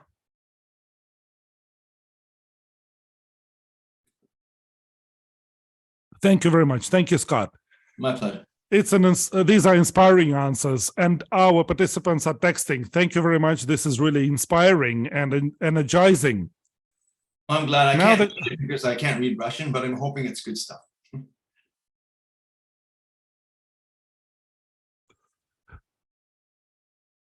We could have good interpretation by Dennis, and he is delivering your emotions as well. So it's okay. Okay, good. So you are fully delivered to the audience. Now, Scott, the question is, what should we do if you would try protecting a person who is subjected to bullying, and then both of you are bullied? We have discussed it already. When you are afraid to help another, well, okay, you have engaged in protecting the person, and then both of you are bullied. Well, maybe it's not that scary because there are both of you now. Yeah, well, it's I call it strength in numbers. Like a lot of times bullies will pick on an individual or an individual that doesn't have a lot of support. So there might be 10 friends around this kid that's being bullied, but the bully knows that these 10 friends are not going to do anything. It's being able to stand up for your friends, knowing that they'll stand up for you, and standing up together. And then, you know, not just basically asserting yourself. A lot of times the problem is kids stay around the bully too long. They give the bully too much attention. It's basically just giving them as little as possible, a little reaction, little words, delivering your message, being assertive, and then you're gone. And the thing is, telling is not a bad thing, because when you tell, you're not just helping yourself, you're helping other kids. And I want everyone who's out there to remember Michael Angelov, because if people actually had told teachers what was going on with Michael, his friend never told, then Michael still might be around. It's the being able to stand together as a team, create an alliance, and stand up to these individuals who think that it's cooler and powerful or more manly or more like, you know, whatever they want to think it is to be aggressive. And it's being calm in those situations, because the longer you're calm in those situations, the more likely you're going to win. When you start getting emotional, what happens is it's almost like your brain turns off. You get emotional and you're no longer thinking and you react. And it's trying to keep yourself calm so you can think outside the situation. You can be articulate. You realize you're not saying a lot, because the more you say, you're just firing up a bully. You just want to like, and avoid the situations of being around them too. Like sometimes if you're at school, you know, they usually hang around in a place where they're not going to get in trouble. So they're not usually hanging around the teacher, or they're in a place where they can do whatever they're going to do and they get away with it. So proximity is important too. There was a boy, for example, he got bullied every single day. And I'm going, well, where are the teachers like on duty? Like, why aren't they kind of seeing what's going on? Because there was actually a bit of a hill, and there's a tree line still on school property, and he was on the other side of the tree line, other side of the berm, and he was playing a game over there. But of course, teachers don't see what's going on over there. Bullies knew what was going on because they would create the problem. And then by the time this kid got to the teacher, the bullies are gone. So sometimes proximity helps too. So be close enough, not hanging around the teacher, walking around with the teacher, but know where they are, know where your safety sources are. So if someone is trying to be physical with you, then it's not going to last very long. If it's at school, like I said, when you're walking home, walk home the same way. If you're confronted, make sure that you make a lot of noise, because they don't want to get caught. They don't want to get in trouble. And then, you know, that'll help you too.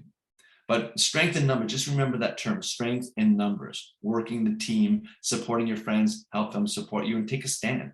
Because like I said, if they're doing it to you, they're probably doing it to a whole bunch of other people. By standing up, you're stopping them from hurting other people that might have the same courage as you.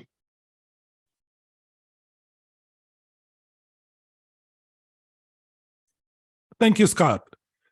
And at the end of our today's session, I cannot but ask leadership questions, because your idea and concept of working with children is about leadership as a tool to combat bullying. And there are questions as follows. Leadership generates superiority over others.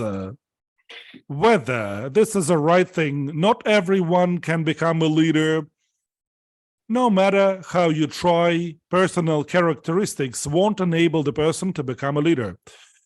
The children who become leaders frequently commit mistakes, and this should be controlled by adults. The most important thing for the leader not to become an informal leader, because then it is a problem both for adults and children. So that was the statement. There's another statement. In preschools, I could see situations when a child was deviant in preschool, and that was the leadership position. Kids were looking at the leader and were doing what he did. And when I called parents saying that the child was disobeying, and the parents were saying that they are raising a leader. So this is projected to the environment.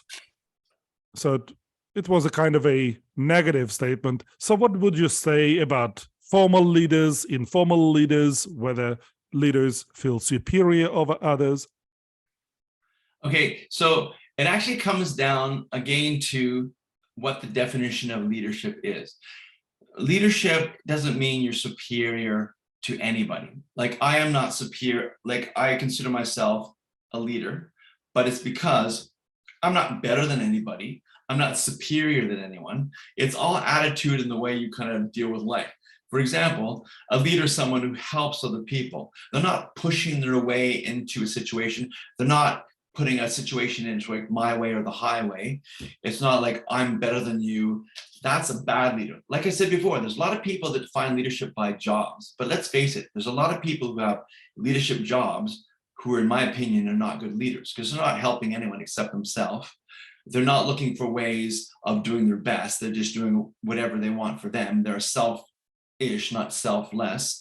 And if they have a fault, they don't admit it. They're not accountable for it. So don't get confused by the world's definition of what a leader is, because in my opinion, the world's definition of leader is very skewed and it's motivated by selfishness and self-motivations. A real leader is selfless, which means a real leader is always looking for ways of putting someone else first. That's a real leader. If they realize they're not perfect, but when they make a mistake, they own it, they learn from it, and they become better. I am definitely not a perfect person. I'm not even close. I can introduce you to my wife and she could stand here for about an hour and tell you I'm not a perfect person, okay? But I try really hard, and if I make a mistake, I'll own it. And I try to do my best in every situation, and my best might not be as good as your best. And I'm accountable for what I do. So leadership is not being superior. It's not being better.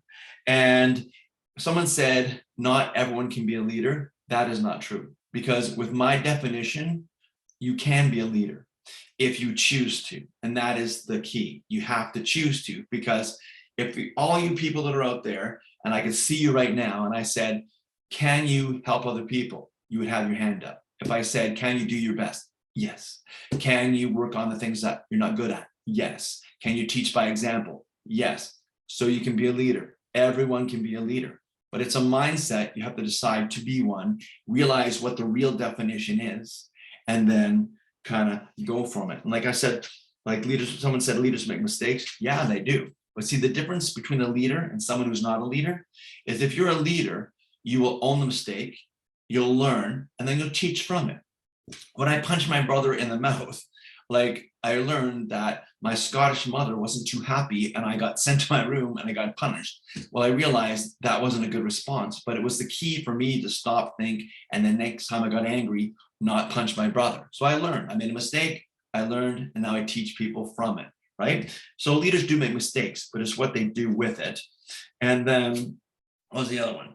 Good leaders, yeah, and then good leaders inspire the positive. So, you know, if there's, like I said, don't get confused by people who are out there saying, yes, I'm a leader, they're very charismatic, and then they pull people into things.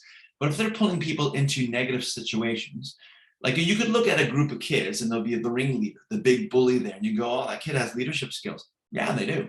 But they're not a true leader, because they're not a leader by my definition. They're not helping anyone. They're hurting. It's everything they're doing is self-related, and they have faults, but they're not working on it. So there's a lot of people that say, I'm a leader. There's a lot of people who are charismatic, who have the skills to be a leader, but choose not to follow the right route when it comes to being a leader. I'll give you one example. That one kid I told you about, Bobby, who when I walked into a class, punched me in the stomach and told me to F off. I worked with him for a whole year. And so when I got to know him, he was very charismatic, and he was the ringleader. He could bring all these other kids into his scenario, and he wanted to be the bad kid, but he did have leadership skills, but he was using them in a really negative way. So by my definition, he wasn't a leader of any like good kind of idea what a leader is. He was negative, but I brought him into a program. And it was at a school in Burlington. And I said, can you come and just help me with the pizza? Just, the pizza, all the kids are younger and everything, and maybe you can help me out. So he was great with me one-on-one, but if he was with his friends, he brought the bravado and I had to be cool, right? So we're playing a game and everything. All of a sudden there's a knock on the gym door and it's his buddies. I didn't realize this school was his home school. This is where he went to school, because he was removed and put in a behavior unit. So now I'm at his home school. And so he goes up to the door. I'm thinking I'm dead in the water. And he opens the door and says, I'm working. I'll see you after. And he comes back and he starts playing with the kids. I'm thinking, that's a good sign. And then we start talking about anger. And he goes, Scott, I got this, man. I got it. And he starts talking about all the things that he did when he was angry. And some of the things he did, oh my goodness, like he took a bat and banged up his dad's 1957 Chevy. He like got in trouble by the police. Like, oh man, the things he did. And I was kind of like, sweating a little bit, thinking like, where's this going? But then he said, but I don't do that anymore. So when I get angry, here's some of the strategies that I use. Here's some of the things I do. And you know what? It was the best, most incredible lesson on anger I've ever heard in my life. And then I didn't see him for a little while. Then he was 16. He came and actually applied for a job at my summer camp. So I thought, let's see what happens. So he got a job. He was the favorite leader from all the kids. Like they loved him. And he used all the things that he went through to teach and inspire. And he eventually went into teaching. He's a teacher now, a great guy. And you know what? So even those kids that are going around, they have the tools, they have the strategies, they have the bravado, they have the cool factor, and they have the leadership stuff. They're not using it yet. If they turn it around and start using it in a positive way, like I said, adding value to people, which he wasn't doing before, amazing things can happen. And that's exactly what happened with Bobby. So it's really important to have a very definitive definition of leadership. If you don't, you're going to get fooled by what people are spewing out there. You're going to look at the leaders and go, oh, I want to be like that person, when the person's not really a leader, if you go by the world's definition. Just having power and money and the ability to move people around doesn't make you a good leader, say. It just means you have some power and force that you can manipulate people with, but that's not a good leader. We're talking about people who add value to people, not people that manipulate people. We're talking about people who are selfless, not selfish, and that they work on their stuff and they teach by example. So even if you go teaching by example and just take that one salient bit of information, look at the person that you think is a leader or someone in a leadership role and go, okay, are they working on themselves? Or is it just all about them? Are they actually looking for ways of helping people? Or are they manipulating you to believe that they are? Like, so you just have to be careful with those definitions, that's all.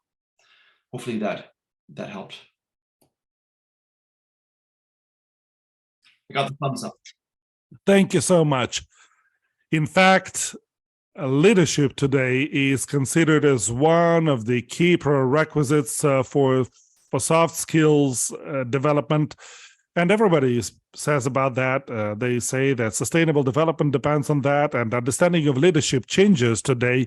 And I think that in the follow-up programs, we will continue discussing it. Scott, thank you so much for this session. Thank you for your sincere answers. And I would like to thank my colleagues who have managed to invite students, psychologists, counselors, students from high schools who find this issue relevant for them. We had students from Stavropol, Russia. Marina Hasunzinova texted that she had her students, colleagues, thank you so much. The more we discuss this issue, the more professionals know the terminology and have a correct understanding, the more children know what to do in these situations, the more our world is going to be better. Scott, I believe that we have competitors now to you about your leaderships and emotions, because our students are texting that we want to do what he says. And I think that they will be able, they want to do the same what you do. And they are going to be bloggers and motivational speakers, and they are going to make their own videos about that. And this topic will become even more relative. Scott, what would you like to wish to our attendees today at the end? Like I said, it's been a huge pleasure to be able to speak to everyone today, especially when I'm speaking to people from all over, different parts of the world. Like the impact that you can have in your school, on your family, in your community is immense. It's huge.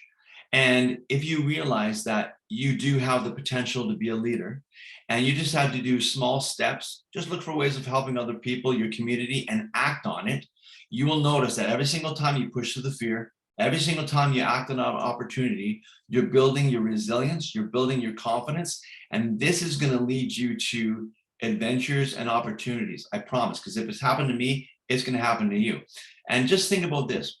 I want to be this guy who's 80 years old. I want to be sitting on my rocking chair, and I want to be the person that's telling people about my adventures. I don't want to be the guy sitting there listening to people's adventures. I want to be the one that has the adventures. And if you want adventures, you want a life that makes a difference, that inspires, then you know what? Pursue this. I promise this will make a huge difference in your life.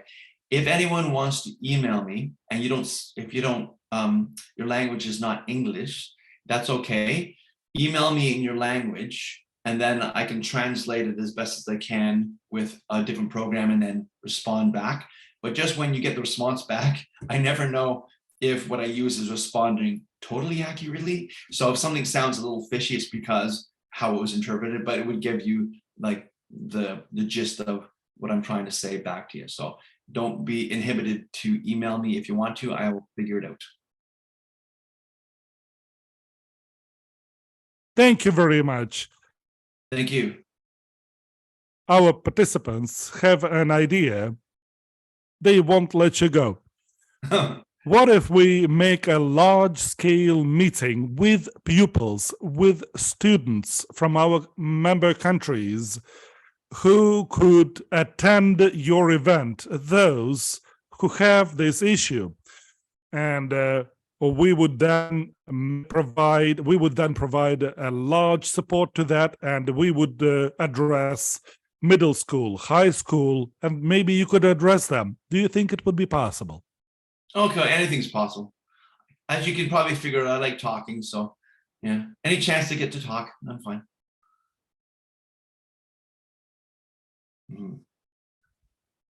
Thank you, Scott. My pleasure. Then see you in the future. And thank you right. very much for spending your Saturday with us. All right, well, thank you guys very much, and good luck to everybody, and it was a definite pleasure. Thank you.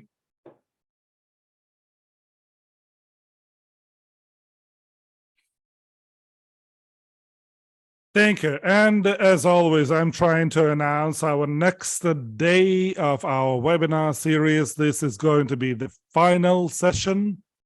And saying that, I'm becoming sad because we had such a rich week. All of us thought maybe we would be exhausted by the end of the week, and Tuesday would be the final meeting, the final session. We will have a meeting with the Trinity College from Dublin. The presentation will be provided by Professor Mona O'Moore, the founding director of the Anti-Bullying Center. She will introduce her vision, the vision of Ireland, how they prevent and fight bullying. Mona O'Moore attended practically all of our meetings, and we were very happy to see her. On the screen, you can see the list of the issues on the agenda to be discussed. This is going to be a final meeting, and we always want to discuss what we've studied. Renat advised us to give floors to give the floor to the attendees at the final day. We're going to send a link for registration of those who would like to take the floor on Tuesday. We have up to 500 people in the broadcast, and it will be very difficult for us to unmute mics of all of you. But those of you who would like to be engaged in the vocal discussion at the end, please register.